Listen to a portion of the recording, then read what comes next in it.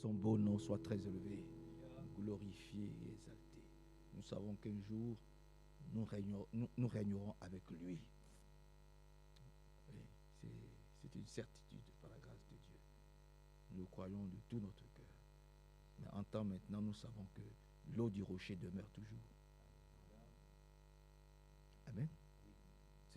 Ça aussi, c'est une certitude. Si nous avons soif, nous venons à lui. Parce que l'eau qui a coulé dans le désert, cette eau-là, ce rocher-là,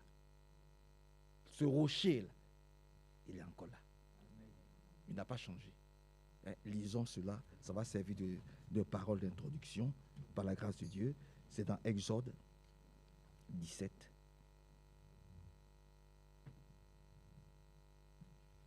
Exode 17.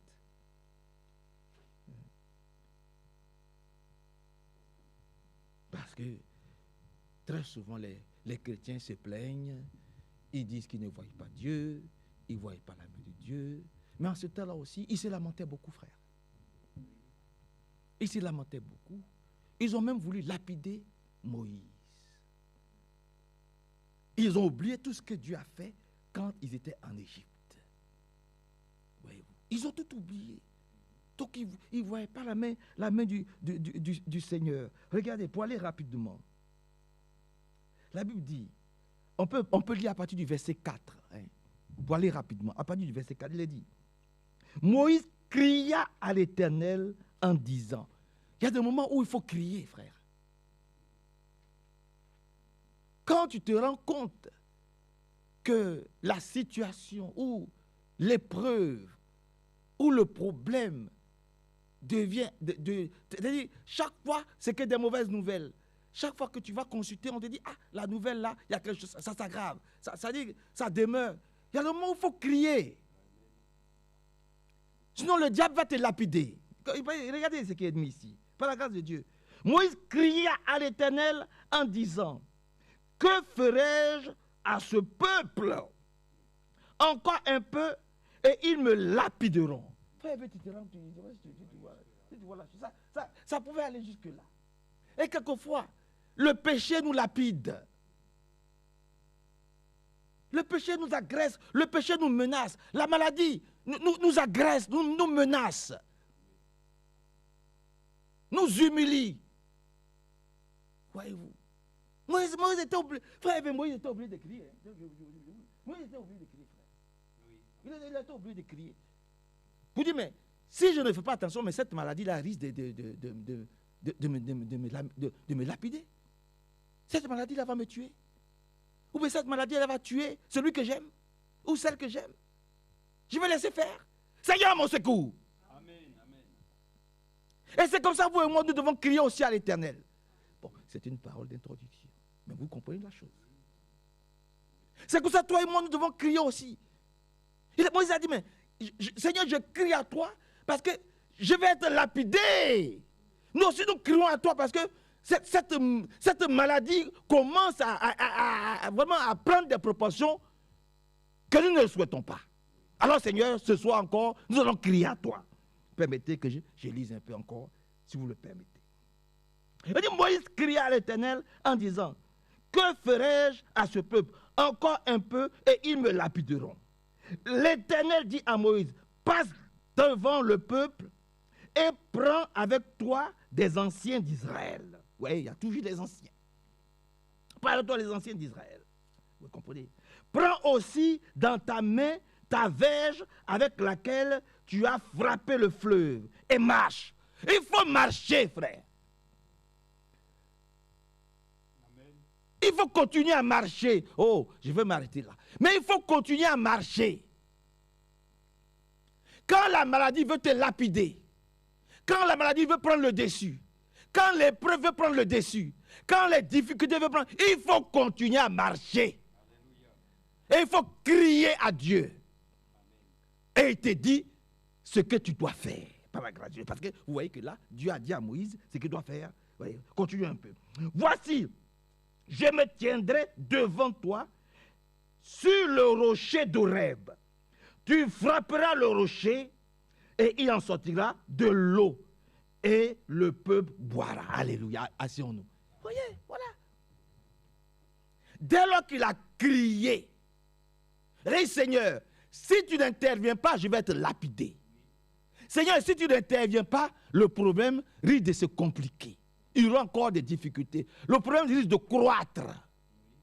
La maladie, oui, vous savez que ce qui a dévoré la sauterelle, le gazam. C'est ici. Hein. On va annoncer une maladie, après une autre maladie, après une autre. On est béni. Dès qu'on quitte la bénédiction, le diable se manifeste. Jusqu'à quand? Seigneur, nous n'accepterons pas les lapidations de l'adversaire.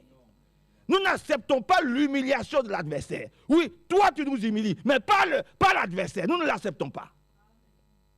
Amen. Nous voulons demeurer dans tes bénédictions. Il a crié, Seigneur, si tu ne t'interviens pas, oh, ce peuple va me lapider. Dieu lui a dit, voici ce que tu dois faire. Premièrement, ne t'arrête pas, marche. Mais marche avec mon commandement. Avec le bois dont tu as fondu le nid. Marche avec ce bois-là. Marche avec ma parole. Marche avec mes commandements. Fortifie-toi. Surtout, continue à marcher. Hein, au rocher. Frappe le rocher. Vous comprenez, frère? Que Dieu soit loué et exalté. Et quand on va, parce que le témoignage de deux frères, c'est dans 1 Corinthiens chapitre 10, pour voir que ce n'est pas une histoire qu'on a inventée de toutes pièces. Voilà. Ce n'est pas une histoire, on l'a inventée pour... Non. C'est dans 1 Corinthiens au chapitre 10. Et nous allons prier. 1 Corinthiens 10. 1 Corinthiens chapitre 10. On peut commencer à partir du verset 1er pour prendre le contexte. Il est dit, frères, je ne veux pas que vous ignorez que vos pères ont tous été sous la nuée, qu'ils ont tous passé au travers de la mer, qu'ils ont tous été baptisés en Moïse, dans la nuée et dans la mer, etc. Voyez-vous? Dans la nuée et dans la mer, qu'ils ont tous mangé le même aliment spirituel que nous allons manger encore et que nous sommes en train de manger, et qu'ils ont tous bu le même breuvage spirituel. Voilà. Là où je... Maintenant, voyez-vous, maintenant, c'est un breuvage spirituel. Ce que nous sommes en train d'entendre là, ce n'est plus de l'eau naturelle. Alléluia. Le rocher là, maintenant, c'est un rocher spirituel. Oh, dites amen à la parole de Dieu. C'est un rocher spirituel. Voyez-vous. On dit, la parole de Dieu dit, par la grâce de Dieu, qu'ils ont tous passé au travers de la mer, qu'ils ont tous été baptisés en Moïse, dans la nuée et dans la mer, qu'ils ont tous mangé le même aliment spirituel. Ah bon, frère, donc c'est un aliment spirituel. Ah oui, vous comprenez? La manne là. Ah, donc, c'est un aliment spirituel. Cela veut dire que la parole de Dieu aussi est spirituelle. Et que nous devons prendre cette nourriture que nous allons entendre très au sérieux. Parce que c'est une manne aussi, c'est une manne céleste aussi. Voyez-vous. Hein? Que Dieu soit loué. Donc on dit, ils ont mangé le même aliment spirituel et qu'ils ont tous bu le même breuvage spirituel, car ils buvaient à un rocher spirituel. Christ est notre rocher. Ce rocher qui a été frappé pour nous à Golgotha. Christ est notre rocher. Et c'est à Christ que nous buvons. Ils ont tous bu à un rocher qui les suivait. Et ce rocher était Christ. Amen. Que Dieu soit loué, glorifié et exalté. Seigneur, nous remettons tout dans tes mains. À toi seul toute la gloire. Bénis mon frère, serviteur de Dieu Hervé. Sois avec lui et que nous soyons bénis encore sous le coup de ta parole. Au nom de Jésus-Christ. Amen.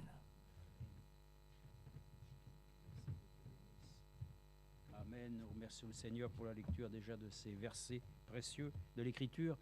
Quand nous entendons que Christ est le rocher, nous sommes tellement heureux de savoir que ce rocher a été aussi pour beaucoup une pierre de scandale. Mais pour nous, frères et sœurs, c'est notre réjouissance. Et ce rocher, ce n'est pas une pierre simplement comme nous pouvons prendre un caillou, c'est une pierre vivante Et c'est pour ça qu'il a dit, nous-mêmes, nous devenons des pierres vivantes. Bon, que le Seigneur soit remercié. Nous sommes donc invités à aller dans la parole et nous écoutons ces choses et nous nous laissons porter pour aller plus loin.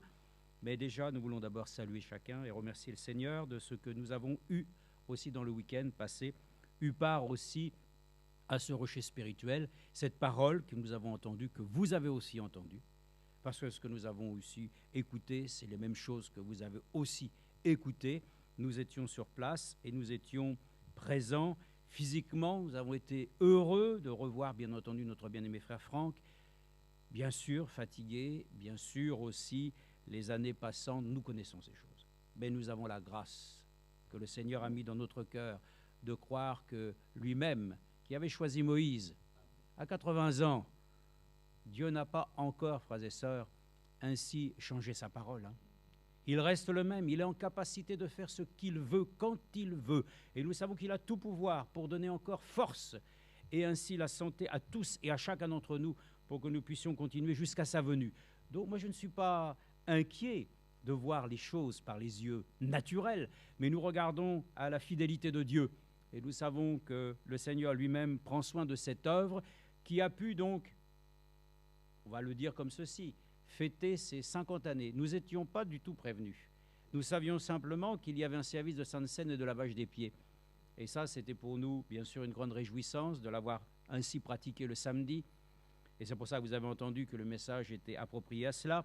Mais nous avons aussi, bien entendu, eu l'occasion d'être ainsi, lorsque nous sommes rentrés, de voir ainsi qu'était écrit donc les 50 années du centre missionnaire. Moi-même, je l'ai dit le dimanche, j'étais présent pour les 20 ans, pour les 30 ans, non, pour les 40 ans et pour les 50 ans.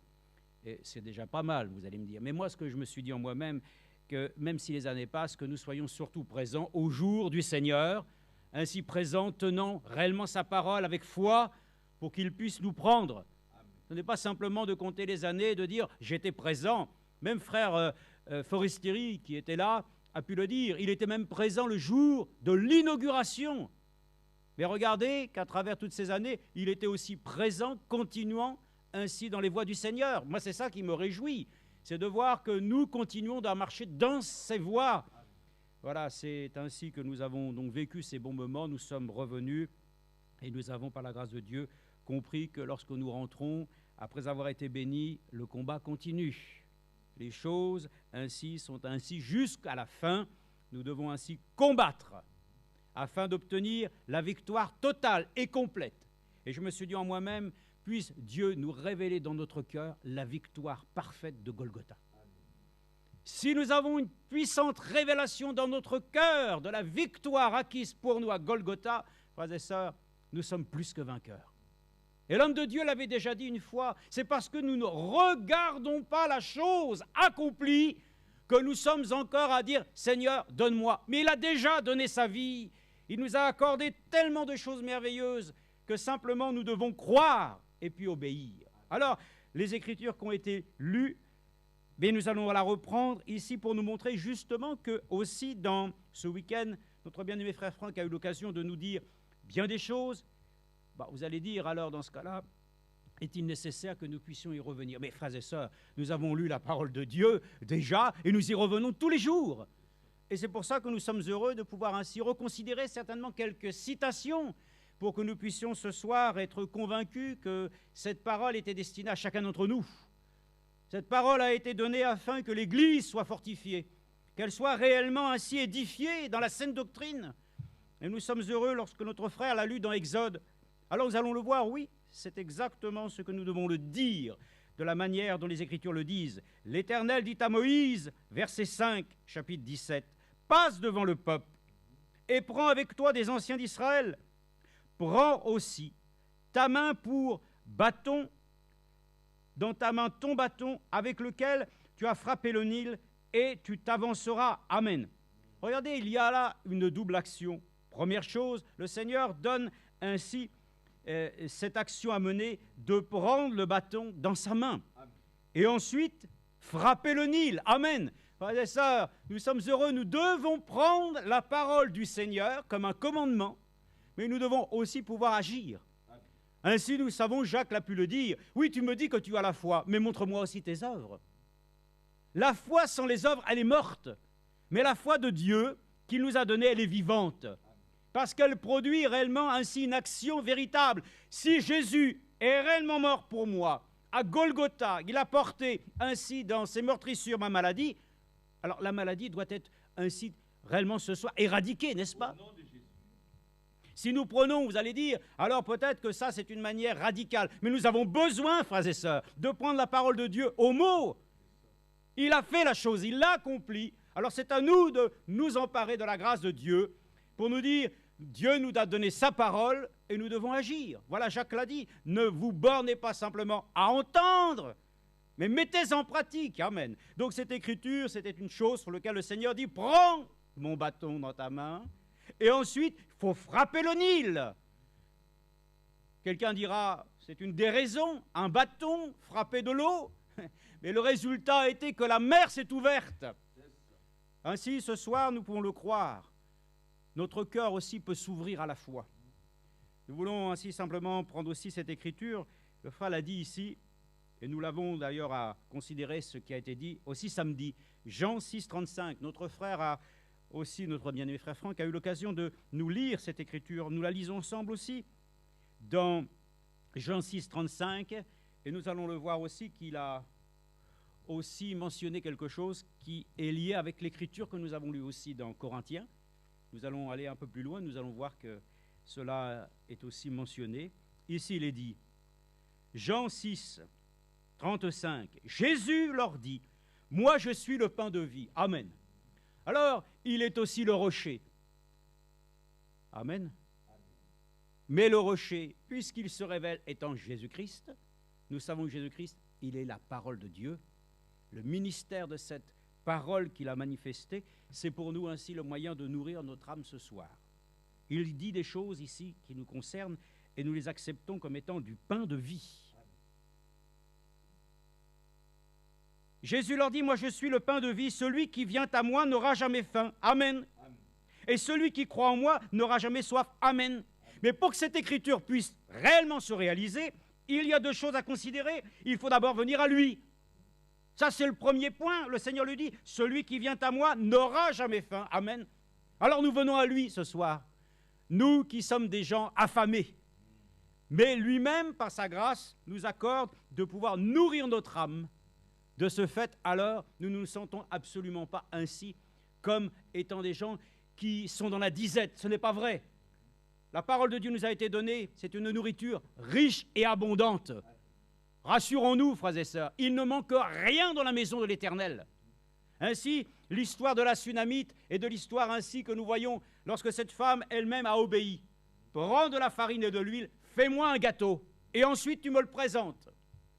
Il faut toujours, frères et sœurs, considérer que Dieu nous donne ainsi des commandements, mais qu'il faut passer à l'action. Si on veut réellement être béni, il faut que nous soyons dans l'action de Dieu. Et si nous voulons ainsi exercer même quelques tâches dans l'Assemblée, il faut bien être présent. Vous ne pouvez pas ainsi dire simplement « j'aimerais faire telle chose », mais vous êtes en dehors du lieu ou de l'endroit où Dieu veut que vous puissiez le pratiquer. Donc nous sommes venus ici. Si réunion de prière il y a, ben c'est ici que nous pouvons prier, c'est vrai, amen. Donc nous sommes heureux. Alors il dit lui-même, je suis le pain de vie, mais celui qui vient à moi n'aura jamais faim. Mais celui qui croit en moi n'aura jamais soif, amen. Donc on ne peut pas dire ce soir que quelqu'un aurait faim, mais qu'il n'a pas soif. Moi j'ai faim et j'ai soif. Et nous pouvons qu'ainsi remercier le Seigneur, puisqu'il dit, je suis le pain de vie. Celui qui vient à moi, il n'aura jamais faim. Et celui qui croit en moi n'aura jamais soif. Donc deux actions. Voyez-vous, Moïse devait prendre le bâton et frapper le Nil. Nous devons venir à lui ce soir, amen. Nous devons ainsi venir avec foi et croire en lui, amen. Ça, c'est deux actions. Sinon, on n'a qu'une moitié, on ne peut pas marcher, frères et sœurs, clopi-clopant. Il faut marcher réellement comme le Seigneur le dit. Alors, même l'Écriture nous le dit ici, verset 40. « Voici en effet la volonté de mon Père, que quiconque voit le Fils, amen, mais ce n'est pas suffisant, et croit en lui, et la vie éternelle, amen. Il faut le voir et croire en lui. Il n'y a pas de demi-action avec Dieu. Un jour, je me souviens, Lorsque j'étais tout jeune au travail, il y avait une action que je n'avais pas menée correctement. Et à l'époque, le sous-directeur était venu en me disant « Il me semble que quelque chose… » Mais il l'avait présenté avec je dirais avec tact. Alors je lui ai donné une raison. Bidon. Mais il a fait comme celui qui l'acceptait. Alors il a pu dire « Il y a demi-mal. » C'était une belle formule, hein, mais il y avait quand même le mal. Frères et sœurs, nous pouvons le dire, ce que Dieu dit péché est péché. Et ce que Dieu dit dans sa parole, c'est lorsqu'il le dit que nous devons ainsi venir à lui et pouvoir ainsi croire en lui, et qu'il nous dit aussi que la volonté de mon Père, que quiconque voit le Fils et croit en lui est la vie éternelle, et je le ressusciterai au dernier jour. Amen. Donc deux actions qui viennent. C'est pour ça que nous l'avons encore entendu. Ainsi, avant de partir même de Krefeld, l'homme de Dieu nous a bien précisé, surtout n'oubliez pas, la foi et l'obéissance. Amen. Donc le Seigneur soit remercié. Ensuite, nous avons lu dans l'Écriture 1 Corinthiens chapitre 10. Oui, beaucoup ont mangé ainsi cet aliment spirituel. Amen. Nous le croyons, frères et sœurs, le pain de vie, cette manne qui vient d'en haut, ce n'est pas ainsi simplement de la farine. Ce n'est pas quelque chose qui a été malaxé et qui simplement peut nourrir notre corps. Non, nous le savons, nous avons même un breuvage, frères et sœurs. Et nous le croyons que ce breuvage, nous le prenons lorsque dans la Sainte Seine, ainsi symbole de son sang versé pour nous, nous prenons le vin. Bien sûr que ça a le goût de vin, que ça a notre goût. Mais pour nous, c'est plus que du vin. C'est le symbole de son sang qui a coulé pour moi. Oh, c'est pour ça qu'il est dit aussi, nous le croyons, ainsi la Sainte Seine est liée aussi avec le lavage des pieds. Ce sont deux choses instituées qui vont ensemble. Ah, que le Seigneur soit remercié. Donc, il est ici dit, mais la plupart d'entre eux, c'est ça qui m'intéresse, furent point agréables à Dieu, puisqu'ils tombèrent morts dans le désert. Ouais, ça, il faut que nous puissions comprendre que l'action que nous menons doit nous amener à un résultat où Dieu nous agrée. Enoch fut agréable parce qu'il marcha avec son Dieu. Donc, ce n'est pas le temps, ainsi, frères et sœurs, de nous présenter devant le Seigneur de manière à ce qu'il puisse ne pas nous dire « Entre maintenant, bon et fidèle serviteur. » Amen. Non, nous sommes dans le temps où nous voulons vraiment rentrer, frères et sœurs, là où le Seigneur a préparé une place. C'est là que nous avons besoin de nous accorder la grâce de nous consacrer quand même ainsi davantage au Seigneur. Donc, il est dit, et l'homme de Dieu nous dit qu'il y a, comme le foi le dit, ici dans Israël, mais c'était la nature de ce peuple.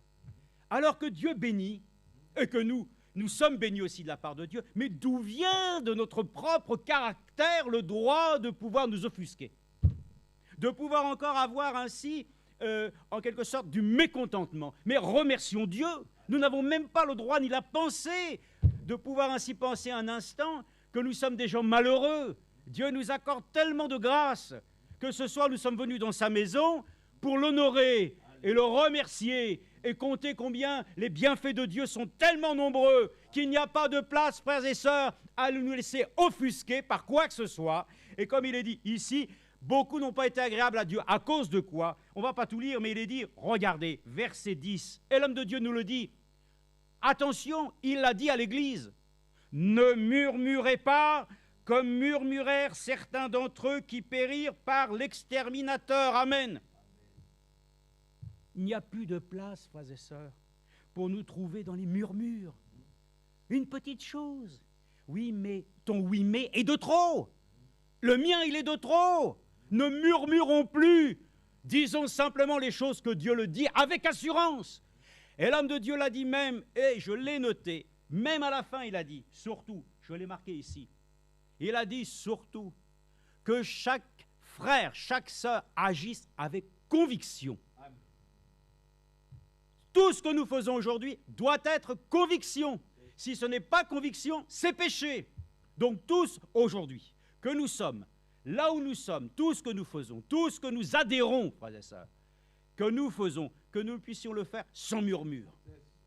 Il n'y a plus de place, frères et sœurs, pour dire, oh, voilà, je t'appelle frère, parce que, tu sais, bon, voilà, mais au fait, comment il va le frère un tel? Appelle-le! Pourquoi tu veux demander des nouvelles de quelqu'un que tu as la facilité d'aller directement vers lui? Ce sont des murmures. Ce sont des petites choses qui, derrière encore, font que les enfants de Dieu sont des enfants. Mais lui, il a, par son amour, ainsi une dénomination fils et filles de Dieu. Alors ayons un comportement qui soit digne de l'Évangile. Ne murmurons plus. Écoutez, je vous dis simplement ce que nous avons partagé, que vous avez entendu, mais que nous replaçons maintenant pour nous, pour que cela devienne maintenant une réalité. Vous voulez murmurer? Non. Nous voulons parler franchement. Nous voulons dire les choses telles qu'elles sont.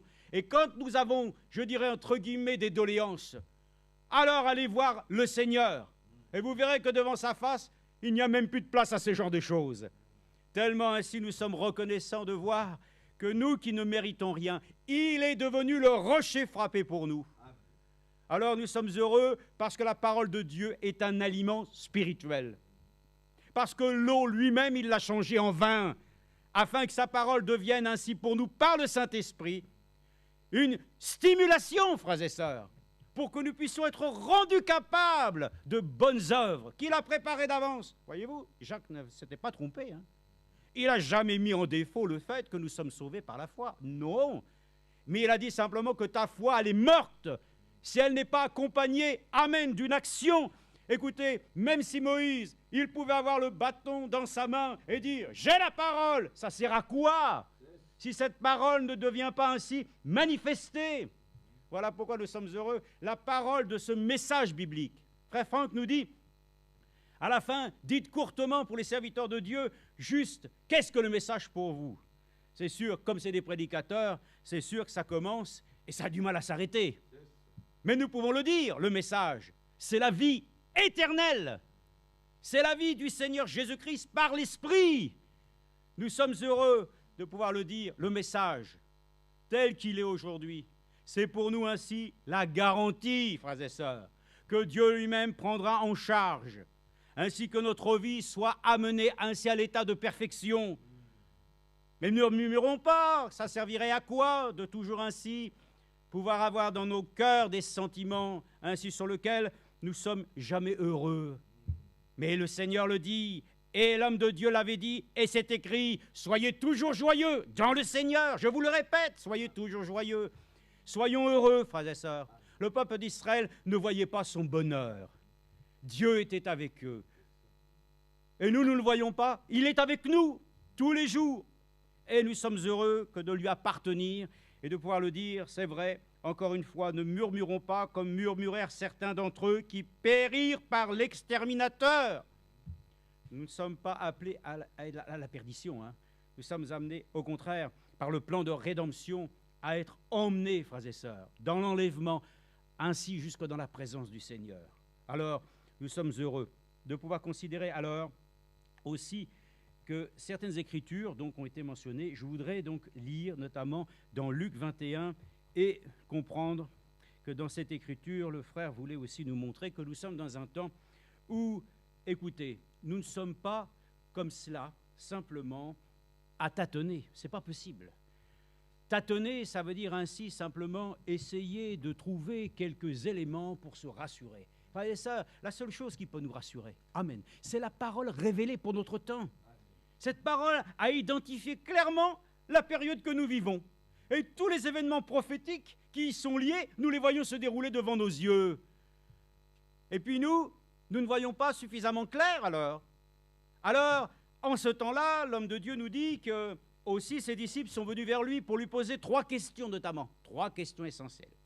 Mais le Seigneur va y répondre. Et je peux vous dire aujourd'hui que nous aussi, dans le temps où nous vivons, Dieu nous a accordé suffisamment de signes pour savoir réellement où nous en sommes avec le Seigneur et avec, je dirais, l'accomplissement ainsi de ses promesses. Et il prend donc cette écriture dans Luc 21, verset 7. Luc 21, 7, vous allez voir, vous allez dire, mais ah oui, mais ça on la connaît. Bien sûr. Écoutez, frères et sœurs, nous connaissons tellement bien les choses que nous devons pouvoir dire que nous ne savons pas. Pourquoi? Parce qu'il y a toujours quelque chose que le Seigneur nous montre, non pas de différent, mais qu'il propose sous un nouvel éclat. Et nous sommes toujours heureux lorsque nous lisons les choses et qu'il y a non pas le commentaire humain, mais le commentaire divin. L'Esprit de Dieu lui-même vient et met en valeur cette écriture dans le contexte d'aujourd'hui, Alors nous sommes heureux parce que nous disons, oui Seigneur, pour moi c'est la chose dont j'ai besoin, que tu me montres toujours qu'ainsi pour aujourd'hui, nous ne sommes pas perdus, frères et sœurs. Oh non, frères et sœurs, au contraire, nous sommes les gens qui avons une telle espérance liée, frères et sœurs, à ce que Dieu lui-même nous a promis. Donc, Luc, chapitre 21, verset 7, cette écriture est ici. Ils lui demandèrent, Maître, quand donc cela arrivera-t-il et quel sera le signe annonçant ces événements? Bon, alors, il a été écrit ici, Jésus répondit, prenez garde d'être séduits, car beaucoup viendront sous mon nom et diront, c'est moi, et le temps est proche, ne les suivez pas. Quand vous entendrez parler de guerre et de désordre, ne vous effrayez pas, car cela doit arriver premièrement, mais ce ne sera pas tout de suite la fin. Alors il est dit, une nation s'élèvera contre une nation, un royaume contre un royaume, il y aura de grands tremblements de terre, ainsi de suite. Verset 12, mais avant tout cela, on portera les mains sur vous, on vous persécutera, on vous livrera aux synagogues, on vous jettera en prison, on vous mènera devant des rois et devant les gouverneurs à cause de mon nom. Cela vous donnera l'occasion de rendre témoignage. Mettez-vous donc dans l'esprit de ne pas préméditer votre défense, car je vous donnerai une bouche et une sagesse à laquelle tous vos adversaires ne pourront résister ou contredire. Amen. Donc, voyez-vous, dans tout ce qui arrive dans cette humanité, Dieu lui-même nous a attesté et nous a montré que quoi qu'il advienne, il sera présent. Donc, beaucoup disent, oh Seigneur, montre-moi un signe. Comme du temps ainsi où le peuple d'Israël disait, Seigneur, montre-nous un signe. Incrédule, race de vipères, il ne vous sera donné aucun autre signe que le signe de Jonas. Et je me suis dit, frères et sœurs, nous n'avons pas besoin de demander de signe au Seigneur ce soir, car le signe véritable nous a été donné. Il nous a accordé aussi un message prophétique, un homme envoyé de Dieu, un prophète pour notre temps. C'était le signe, frères et sœurs, par lequel, lorsqu'il enverrait ainsi Élie le prophète, il rétablira toutes choses. Et le rétablissement, nous le voyons. Il restaure, mais bien sûr, la restauration, nous l'avons vu. Donc, frères et sœurs, qu'est-ce que nous avons besoin de demander toujours? Des signes par lesquels ainsi nous avons besoin d'être rassurés. La parole révélée est la chose qui nous rassure plus que grandement, frères et sœurs. Et c'est pour ça que lorsque nous entendons ainsi le Seigneur nous parler et qu'il nous accorde de nous dire que nous pouvons toujours nous poser des questions, mais le Seigneur lui-même, et dans le contexte il est dit, il ne restera pas pierre sur pierre. Quel sera le signe de cela? Le Seigneur a dit, quand vous verrez des armées investir, amen, Jérusalem, sachez que le temps est proche. Et il dira même des détails, qu'en ce temps-là, ainsi, priez que ce ne soit pas en hiver, que ainsi, tout était dit. Le Seigneur lui-même montrait très bien que toutes les voies qui étaient ainsi déjà tracées, le Seigneur les connaissait et qu'il peut toujours ainsi, aujourd'hui en tout cas, nous rassurer que ainsi, aujourd'hui, nous avons un signe véritable. Et le signe authentique aussi était du temps de Goshen, c'était de mettre du sang sur les linteaux, c'était le signe. En ce temps-là, mes frères et sœurs, pour nous-mêmes, nous avons aussi le sang, frères et sœurs, qui est le plus grand des signes pour le croyant. Parce que le signe même, c'est un sceau de Dieu pour que notre vie soit identifiée et que nous puissions le dire, nous sommes des sauvés. Maintenant, nous avons besoin d'un signe véritable. C'est le signe authentique, c'est le véritable baptême du Saint-Esprit. C'est une chose sur laquelle ainsi nous pouvons le dire. Nous ne pouvons plus être trompés aujourd'hui. Ce n'est plus simplement de dire, oh, si je parle en langue, si j'ai... Frères et sœurs, ça n'a rien à voir. Mais croyons de tout notre cœur. Ainsi, la parole de Dieu est celui qui croit dans le Seigneur, frères et sœurs. Alors, il peut simplement s'attendre à ce que Dieu lui-même accomplisse tout ce qu'il a dit. Donc, ainsi, lorsque nous voyons ces choses, le frère nous disait qu'ainsi, peut-être nous pourrions nous poser des questions. Quels seront les signes de ton avènement? Oh, frères et sœurs, vous avez besoin d'un signe pour cela? Mais il a déjà été donné, le signe. Même l'Église, l'Esprit, l'épouse disent ensemble, viens Seigneur Jésus, Amen. Nous le savons, frères et sœurs, les signes de son avènement sont clairs. L'homme de Dieu ainsi pouvait le dire, regardons simplement, et il l'a rappelé. Je crois qu'il y a eu quand même quelques baptêmes là-bas, et avant tout cela, il parlait, il disait, rassurez-vous, quand vous voyez aussi ce qui se passe à Jérusalem, à Gaza et toutes ces choses, voyez, la chose s'accomplit devant nous. Ainsi, ne demandons pas, frères et sœurs, simplement des choses sur lesquelles le Seigneur lui-même les a déjà données. Voilà pourquoi la pensée, les gens disent « Oh, guéris-moi », mais il nous a déjà guéris. Donc, toutes ces choses doivent nous reposer aujourd'hui dans la foi et l'assurance. Ainsi, ce qu'il a dit ici, c'est que nous voyons dans Apocalypse, chapitre 1, verset 1, lui-même a repris cette écriture, nous la prenons, et nous allons voir que aussi, tout est lié au fait que beaucoup pensent qu'ils doivent encore recevoir beaucoup d'enseignements. L'enseignement du Seigneur se fait conformément à Éphésiens chapitre 4. Il a établi les ministères afin d'édifier l'Église. Mais Dieu lui-même, dans ce temps-là, nous accorde la grâce de nous le dire. Tout nous a déjà été donné. Et Paul, nous allons le voir dans Actes chapitre 20, le dit lui-même. Tout le conseil de Dieu a été déjà prêché. Il a déjà été donné. Frère Branham lui-même, le Seigneur l'a choisi pour qu'il puisse être celui qui, comme nous le croyons, a ramené par son ministère le cœur des enfants à leur père. Mais rien de nouveau, frères et sœurs. Nous sommes retournés à la foi originale. Mais ce qui devait être, c'est que Dieu lui-même avait une chose qu'il avait gardée. C'est-à-dire le livre que Daniel ne devait absolument pas, frères et sœurs, divulguer ni être connu de personne. Mais le Seigneur lui-même a ouvert et brisé le livre des 7 sceaux, la révélation de Jésus-Christ. Ça nous a été donné. Et l'homme de Dieu nous le dit. Nous remercions que Dieu nous ait accordé ce que nous devions aussi connaître. Maintenant, frères et sœurs, il suffit simplement de le lire, de le méditer, de l'écouter. Amen. N'attendons pas que quelqu'un vienne à nouveau, un homme qui serait à nouveau capable de pouvoir ainsi nous accorder d'autres compréhensions. Tout nous a déjà été donné. Et c'est une grâce que nous puissions ainsi le croire de tout notre cœur. Alors, Apocalypse chapitre 1, verset 1, il est dit « Révélation de Jésus-Christ que Dieu lui a donné. » Amen.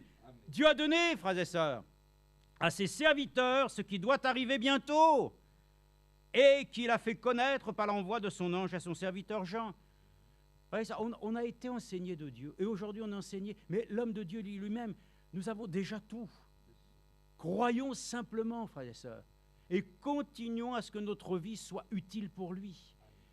Comme je l'ai dit ici, nous sommes là à cause de quoi? Lui, Jean, il était présent sur l'île de Patmos. À cause de quoi? À cause du témoignage de Jésus. Nous sommes ici à cause du témoignage de Jésus.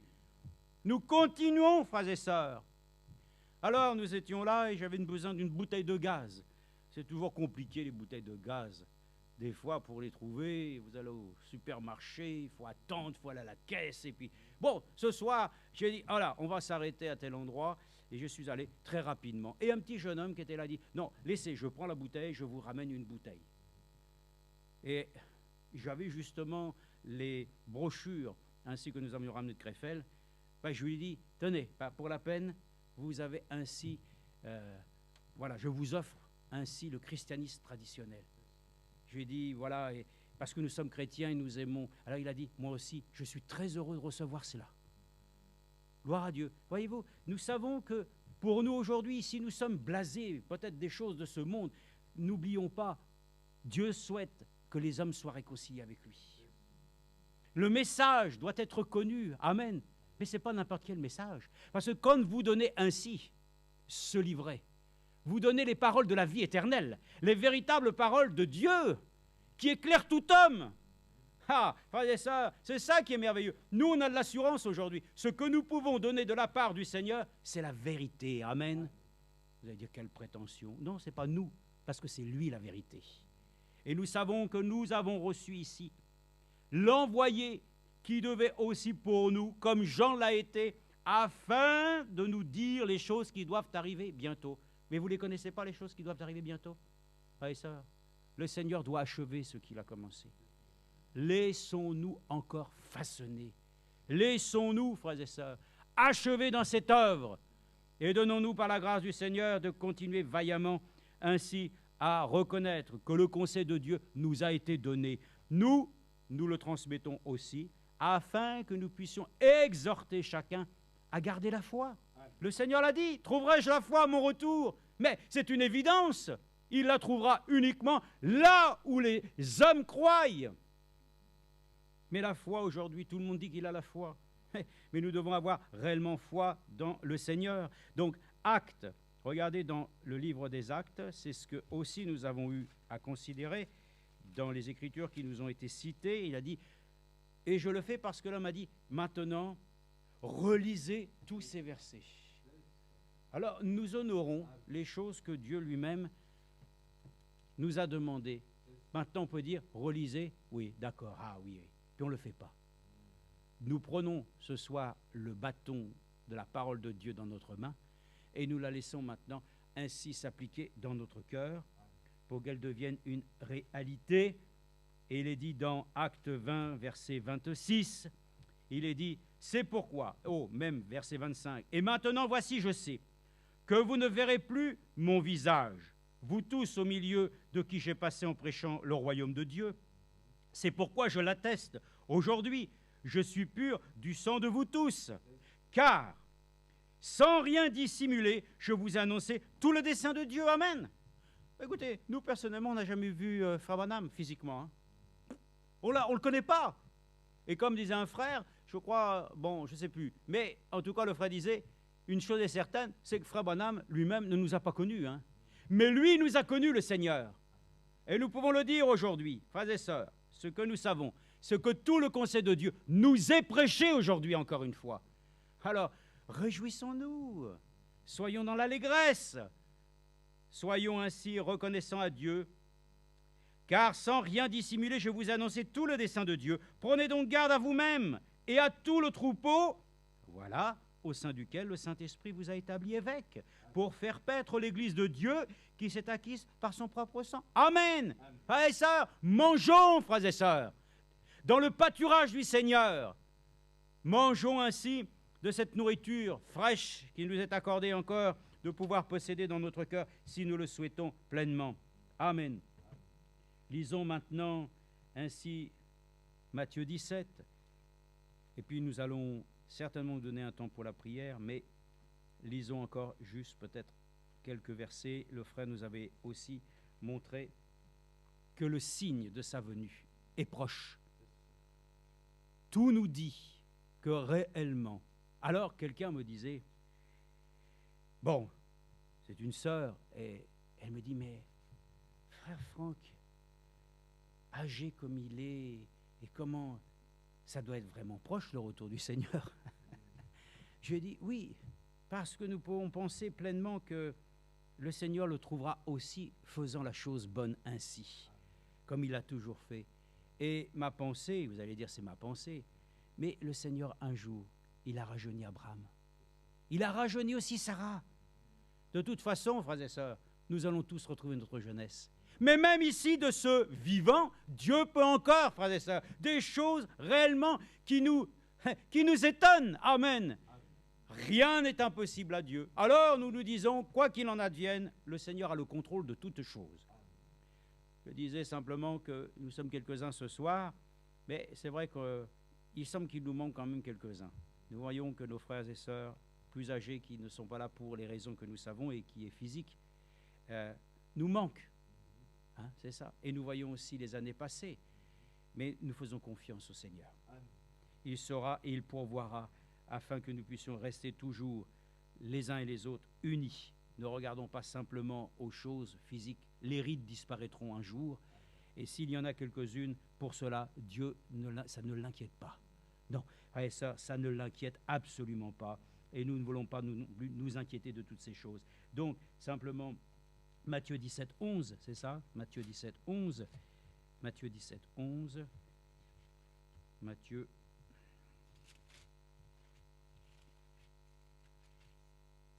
Où il est dit ici. Comme il descendait de la montagne, Jésus leur donna cette ordre. Ne parlez à personne de cette vision jusqu'à ce que le Fils de l'homme soit ressuscité des morts. Les disciples lui posèrent cette question. Pourquoi donc les scribes disent-ils que Élie doit venir d'abord? Il répondit, il est vrai qu'Élie vient rétablir toutes choses. Mais je vous dis qu'Élie est déjà venu et qu'ils ne l'ont pas reconnu et qu'ils l'ont traité. Nous voyons très bien que dans Malachie, nous avons le chapitre 3 pour Jean-Baptiste, chapitre 4, quand il est maintenant dans les Bibles, maintenant on ne trouve plus de chapitre 4. Mais je vous dis, il y a un chapitre 4 dans la Bible. Parce qu'il y a une action puissante que Dieu a menée dans le ministère de notre bien-aimé frère Branham. Mais je vous dis qu'Élie est déjà venu et qu'ils ne l'ont pas reconnu, qu'ils l'ont traité comme ils l'ont voulu. De même, le Fils de l'homme va souffrir de leur part. Les disciples comprirent alors qu'il leur parlait de Jean-Baptiste. Amen. Et ça, nous sommes dans le temps, bien sûr, où toute chose a été rétablie et dont l'homme de Dieu nous a invités à pouvoir toujours rester, frères et sœurs, fidèles ainsi à cet enseignement qui nous accorde la grâce de voir que ensuite, quand le dernier sera rentré, mais nous partirons. Mais tant que le dernier ne sera pas rentré, frères et sœurs, nous devons ainsi nous entretenir, frères et sœurs. Nous devons nous entretenir de la parole de Dieu révélée pour notre temps. C'est notre devoir, frères et sœurs, et de le faire connaître, et de donner, c'est vrai, l'occasion encore à quelques-uns, frères et sœurs, de pouvoir leur donner réellement cette grâce de pouvoir venir à lui.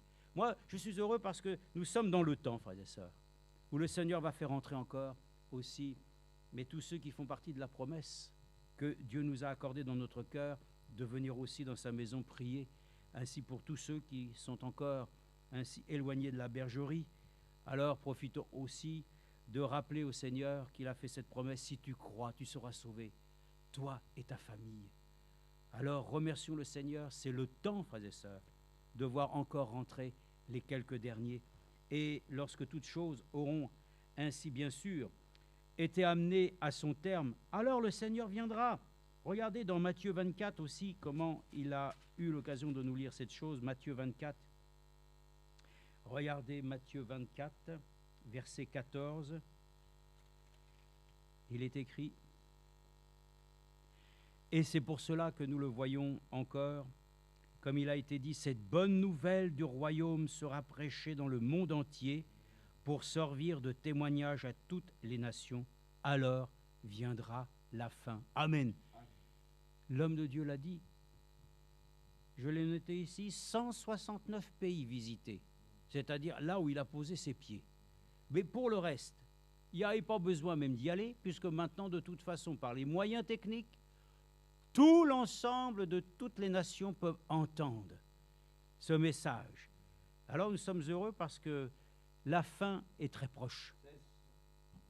Le Seigneur lui-même a fait connaître ainsi les choses qui devaient être connues à son peuple, et nous voyons qu'ainsi la fin viendra une fois que le dernier sera rentré. Alors ne nous affolons pas, hein, ne nous inquiétons pas. Il n'y a que le Seigneur qui sait où il est. Mais peu importe qui sait où il sera, mais pour nous, restons ainsi fidèles à Seigneur, à cet appel que Dieu nous demande, c'est de travailler aussi avec crainte et tremblement à notre salut, jusque le moment sera achevé où le Seigneur fermera la porte de la grâce. Donc aujourd'hui, encore une fois, remercions que Dieu puisse nous donner ainsi dans son amour tout ce qui contribue à pouvoir ainsi nous apporter cette confiance que ce que nous entendons aujourd'hui, c'est ce qui nous fortifie pour nous apporter ainsi à chacun d'entre nous les derniers préparatifs avant de pouvoir ainsi gagner le ciel. Alors, nous voulons terminer avec Apocalypse chapitre 2, verset 7. Apocalypse chapitre 2, verset 7.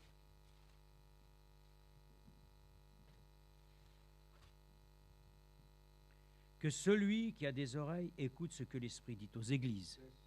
Au vainqueur, je donnerai à manger de l'arbre de vie qui est dans le paradis de Dieu. Amen. Ça, c'était bien entendu dans l'église d'Éphèse. Mais tout ce qui a été dit et tout ce qui s'est accompli dans chaque âge concerne toute l'église. Et nous avons aussi part, frères et sœurs, à toutes les promesses que Dieu a données à tous ceux qui seront vainqueurs. Et pour nous aussi, nous le savons encore une fois, c'est important toutefois, chaque fois en tout cas, a été dit, que ce soit dans tous les âges, que celui qui a des oreilles écoute ce que l'Esprit dit aux églises. Amen. Ainsi, à chaque église et à chaque temps. Alors pour nous, il est dit, verset 21 pour le chapitre 3, et pour nous, c'est ainsi ce qui nous importe. Le vainqueur, je le ferai asseoir avec moi sur mon trône, comme moi j'ai vaincu et me suis assis avec mon Père sur mon trône. Amen. Que celui qui a des oreilles écoute ce que l'Esprit dit aux églises. Amen. Bientôt, nous régnerons avec le Seigneur. Bientôt, nous allons nous asseoir avec lui. Et nous régnerons avec lui. Bon, et en attendant, remercions-le, frères et sœurs, qu'il n'y ait pas ainsi de lamentation, qu'il n'y ait pas de murmure, qu'il n'y ait pas ainsi de médisance, des choses sur lesquelles ainsi nous pourrions ne pas trouver ce soir une raison que de pouvoir ainsi nous trouver pleinement ainsi spirituel, avec une nourriture spirituelle, avec un breuvage spirituel. Soyons spirituels. Alors, vivons ce message biblique dans sa réalité. Ainsi, remercions le Dieu Tout-Puissant que nous n'avons pas besoin encore de nous poser des questions inutiles, d'avoir ainsi à demander des signes, d'avoir à faire tout. Frères et sœurs, tout nous a déjà été donné. Reposons-nous avec foi sur l'action accomplie de notre Seigneur Jésus-Christ et accordons-nous simplement de pouvoir ainsi maintenant nous en remettre dans la prière, ainsi selon tous les sujets qui seront dans les cœurs et de ce qui est déjà annoncé. Nous remercions le Seigneur, qu'il puisse nous bénir. Amen.